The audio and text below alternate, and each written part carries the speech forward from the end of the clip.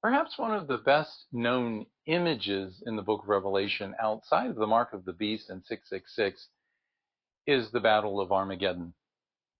What is this battle and where does it take place? These are some of the questions that we want to answer this week on Fridays with Phil. I'm Dr. Phil Mayo, and I would like to share with you just a few minutes of biblical insight to help you along the way. If you enjoy the content, please be sure to subscribe. Last week, we had a discussion of the 7 bowls, all of which are found in chapter 16 of the book of Revelation. The 7 last bowls, or the 7 last plagues, as they are also called, are said to be the full and final expression of the wrath of God. In fact, when these bowls are finished, the wrath of God will be finished according to the Revelator. I saved the 6th bowl and the discussion of the Battle of Armageddon for this week because I figured it would be a topic that many people would be interested in and would take a little bit of time to discuss. Let's first of all read the passage and then talk about what's going on here in the book of Revelation and what the possibilities are for this particular battle. In Revelation chapter 16, verse 12, John writes, "The 6th angel poured out his bowl on the great river, the Euphrates, and its water was dried up, so that the way would be prepared for the kings from the east." I just want to pause there for a moment and talk about what John is saying here. First of all, we should make note of the fact that the 6th trumpet has a very similar kind of image. For the 6th trumpet, John writes that when the trumpet was blown, a message went out from the 4 horns of the altar saying, "Release the 4 angels who are bound at the river Euphrates." And when they were released, they had a 200 million person army with them. And with that army, they killed a third of humankind. Remember, with the trumpets, it's a third of everything that's being destroyed. Now, with the seals, there's no more just a third. It's the full wrath of God. But once again, we see the river Euphrates figuring prominently in this passage. What's going on here? There was a fear in the 1st century in the Roman Empire that the Parthians, which was the kingdom to the east of the Roman Empire, would come and attack the empire and take some of the land away from the Roman Empire. You may recall, if you saw my video on the number 666, we talked about the Nero Redivivus myth, or the idea that Nero would come back from the dead, or that he hadn't really died and he had escaped to the Parthians and would come back with a Parthian army to take Rome. So historically, the image is here for people to find some linkage to and to understand the fear, the concern, and the devastation that could be brought by this army. Let's take a look now and see what the rest of Bowl 6 has to say. In verse 13 it says, "And I saw coming out of the mouth of the dragon, out of the mouth of the beast, and out of the mouth of the false prophet, 3 unclean spirits like frogs." Now let's just pause there for a moment and talk about that. One of the things I pointed out last week with the bowls is that the bowls and the wrath that they express zero in a bit more on the kingdom of the beast.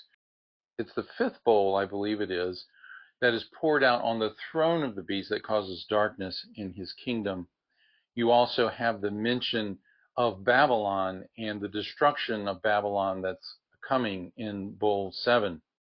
Now here in verse 13, you have a reference to the dragon, the beast, and the false prophet. The false prophet is the one who was described as the beast from the earth in chapter 13.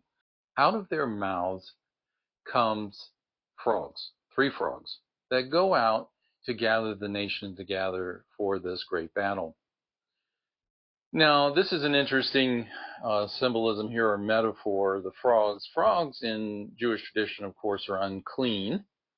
And so these are unclean spirits that are coming out of the mouths of this unholy trinity. These are probably deceptive spirits. And you see the contrast here between Christ, who has coming out of his mouth a sharp two-edged sword. He's described that way on a couple of occasions. In the very beginning of Revelation chapter 1, where we have the vision of one like a son of man, and then again in chapter 19, which is coming up, where we have another great battle, or perhaps the same battle, we'll talk about that in a moment, where you have the sword coming out of the mouth of the rider on the white horse, and he destroys his enemies with it. Let's continue now with chapter 16 and in verse 14.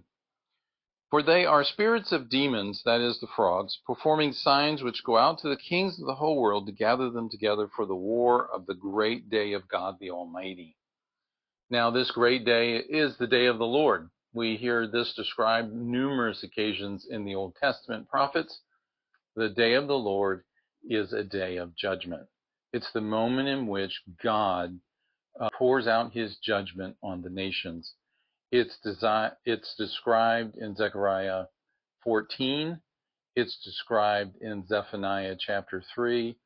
And there are probably other places as well, but those are two prominent places, particularly Zechariah 14. The other characteristic of this final battle is that it's an attempt to destroy the people of God. And in this situation, of course, you have the kingdom of the beast, the dragon, the beast, and the false prophet, who gather the nations to come against God's people and to destroy them.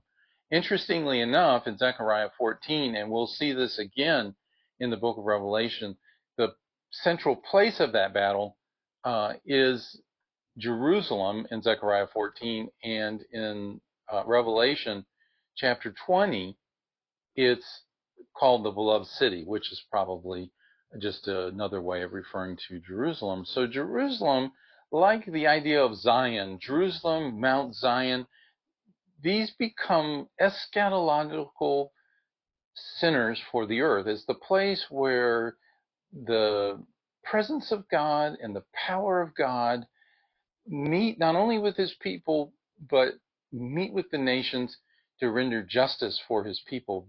But it's all a metaphor, a symbol for what God is going to do finally in the end on the day of the Lord. So let's continue looking here at this battle. Verse 16, and they gathered them together to the place which in Hebrew is called Armageddon, or Armageddon in some translations. Now, the word Armageddon, or really Armageddon, has been a subject of much discussion. The word Har in Hebrew and in Aramaic means mount. And a lot of times this has been translated as Mount Megiddo or Har Megiddo. The challenge with this is that the city of Megiddo, which is now just an archaeological ruin, is not really located on a mound. It's located on a tell, which is a mound of past civilizations, of cities that have been destroyed and rebuilt, and it creates a mound. But there is no really mount there. Megiddo is at the foot of the Central Highlands in Israel and not far from Mount Carmel, but it's really no mountain located there. There is, however, a large plain found at Megiddo. It's called the Plain of Jezreel. I have a couple of photos here that you can look at of that place, and you could see where it might have the reputation of having enough space to gather the armies of the world to fight. However, if you consider how many armies there are nowadays, that's probably not going to be the case. The other problem we have, of course, it goes back to the name again. Armageddon. What could it mean? And there's been a lot of speculation about it.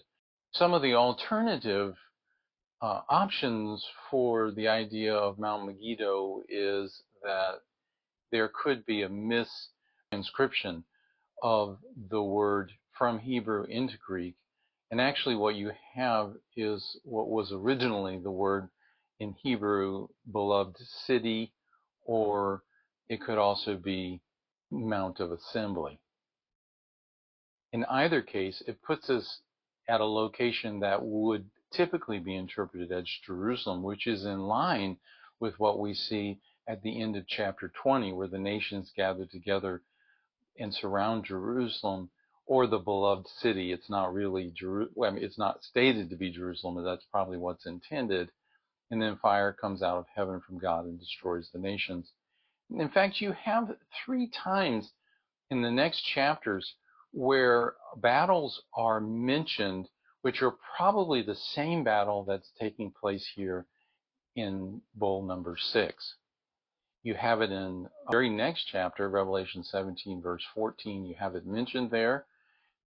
And really, chapter 17 and 18, and we'll talk about this later on, are just explanations or a more detailed view of the 6th and 7th bowls. And then you have a battle again in chapter 19 with the rider on the white horse, who comes with all of his faithful ones and defeats the nations, and then again at the end of chapter 20. This is all part of that cyclical nature of Revelation, where you have events repeated and they're symbolic. They're intended, by using Old Testament imagery, to talk about how God is going to come and deliver his people and destroy the nations and usher in the day of the Lord and the end of all things. Next week, we'll take a look at chapter 17 and the harlot of Babylon. Won't you join me? Thank you, and God bless you.